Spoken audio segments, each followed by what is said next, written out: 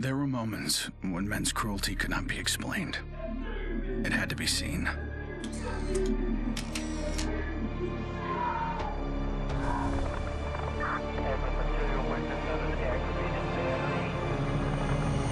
The perfect shot pierced our numbness, sent up a flare to save the next generation. It said, "This is where we've been. Don't follow." Then there was no one left to heed the warning. And the only one left to save was yourself.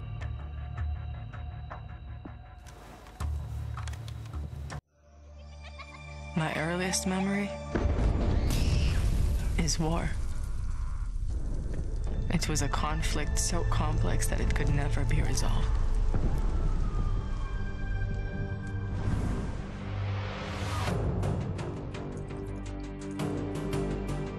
But this war isn't complicated.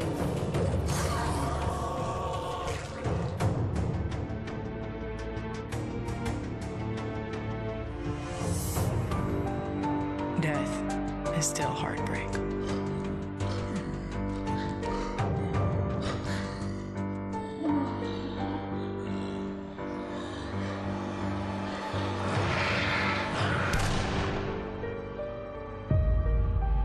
But a kill is a kill.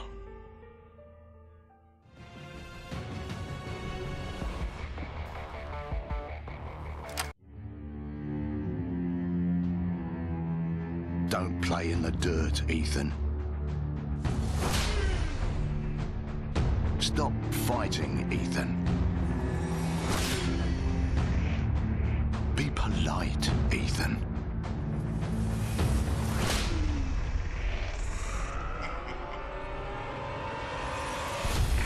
We can suppress the animal instincts all we want, bury them under layers of polish. But they exist for a reason. When we lived in a genteel fairy tale world, somebody did the dirty work out of sight. But when the fairy tale turned nightmare,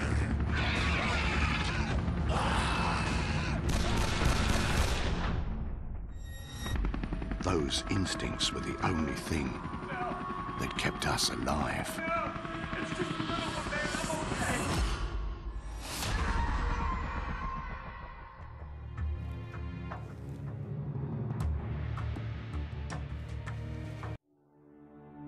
Where there is life, there is light. The glow of hope. At times, it burns brightly, but dwindles and fades.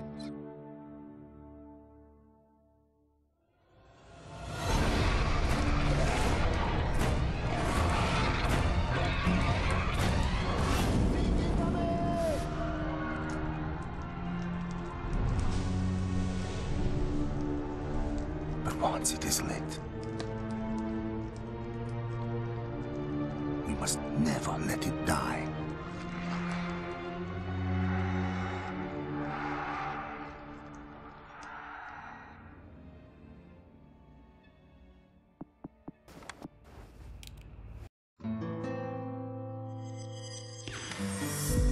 I was born into this life. I suffered for it. And reaped the rewards. I could tell you that I didn't want it. That I tried to get out. Don't move, scumbag! But I got no reason to lie anymore.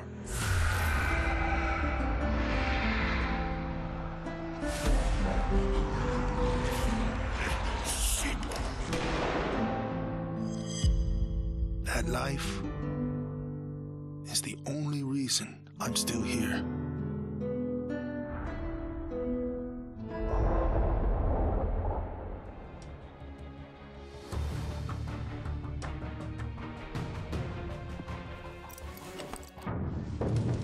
We're so small, really. Insignificant. In the grand scheme, one life means so little. You dedicate yourself to a principle. But in the end, it's out of your control.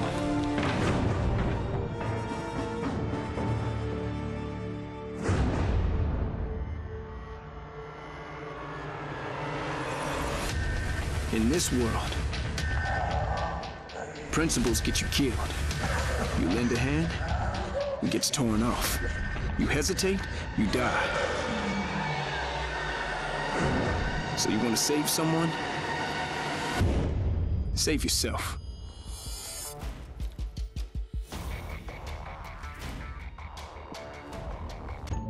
To all my classmates who alienated me because I was different.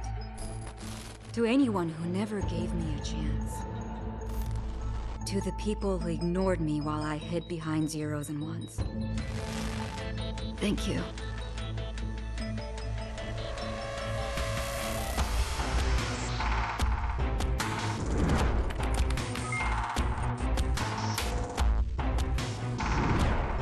Without you, I would never have made it this far.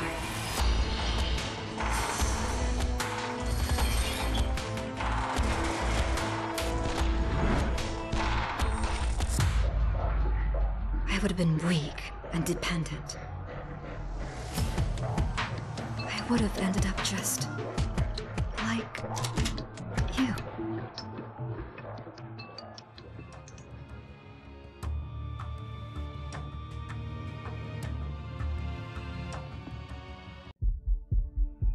There's never a moment when you forget. It's there when you fall asleep and when you wake up. You keep going over the things you should have done. I should have stayed home that day. I should have held on.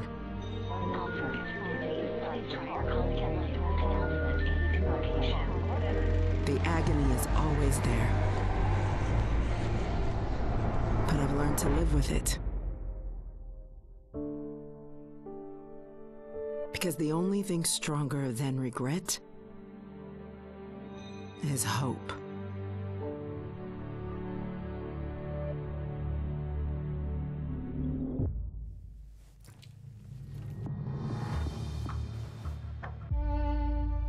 I was never afraid of Cachet the Deathless.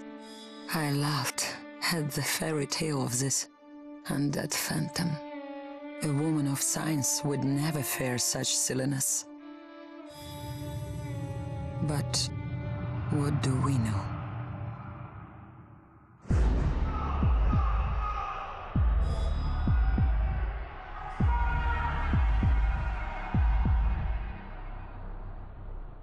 Science cannot ignore what I've seen.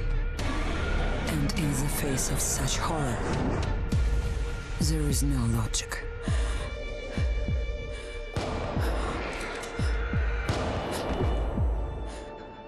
Only faith.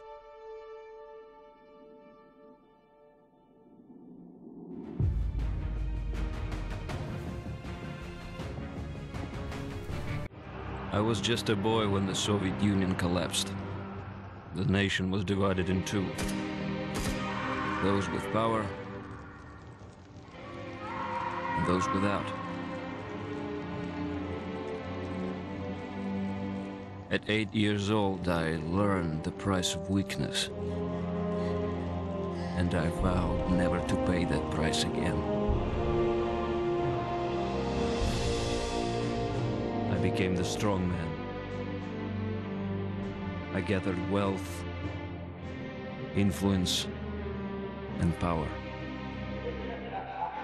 But nature is indifferent to the hierarchy of men.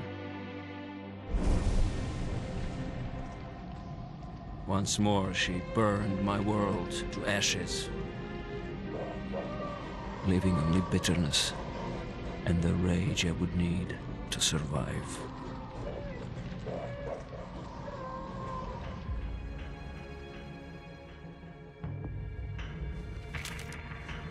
People don't believe something can happen until it does. They live in cheerful ignorance of the coming storm. I could see nothing else. When it finally arrived, I felt relief. At least now the danger had taken shape. Now, I had a target.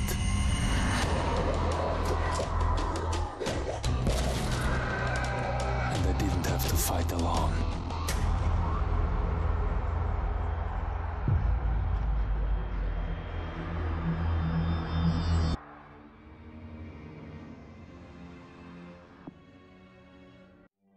I will not be welcome in the kingdom of heaven. That fate was never in the cards for a man like me.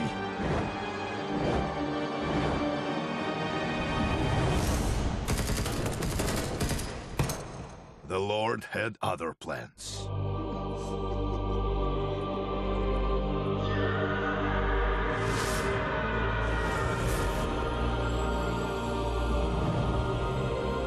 I have made my peace with God.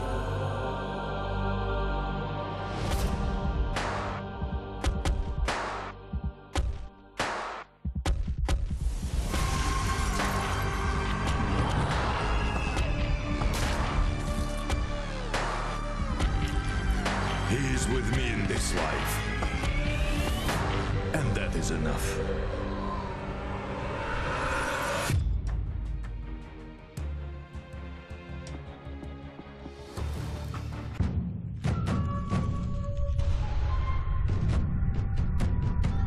I was 11 years old the first time I felt the ground shake.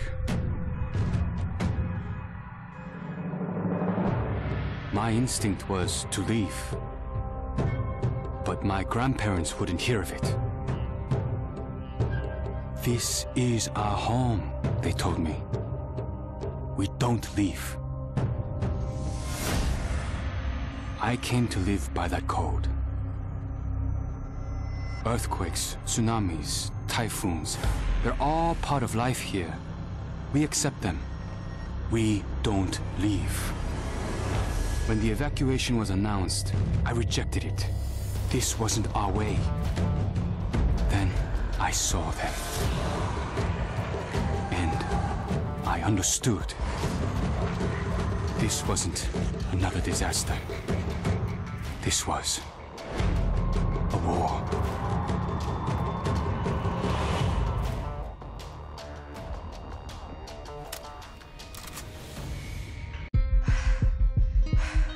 Nobody expected a 9-year-old girl from Tokyo to be fascinated by guns. Nobody imagined a 22-year-old university senior would drop out and train for the biathlon. Nobody believed that the daughter of a salaryman could win Olympic gold. And nobody predicted that a necrotic plague would decimate our planet's population. But life is all about the unforeseen.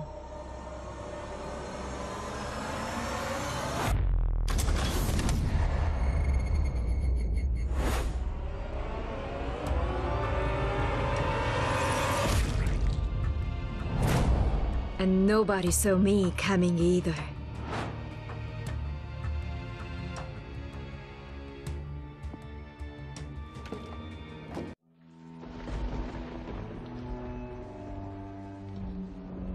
I always wanted to be a cop. Thought I could do some good. But the scum on the street kept destroying lives. While I was wrapped up in red tape.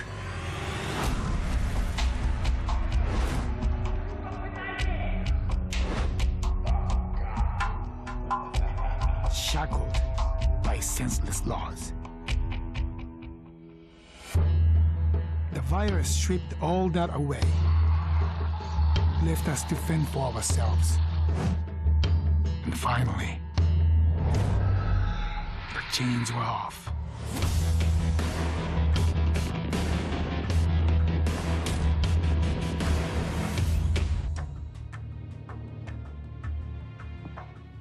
Growing up in Tokyo, the either became a salaryman, or you were a waste. If you asked around, it's safe to say I was the latter. They said I lacked self-control, that I shamed my family. So my father sent me off to relatives in the States. Turns out, Americans care a lot more about earnings than honor. Which worked out fine. Until the Zeke showed up.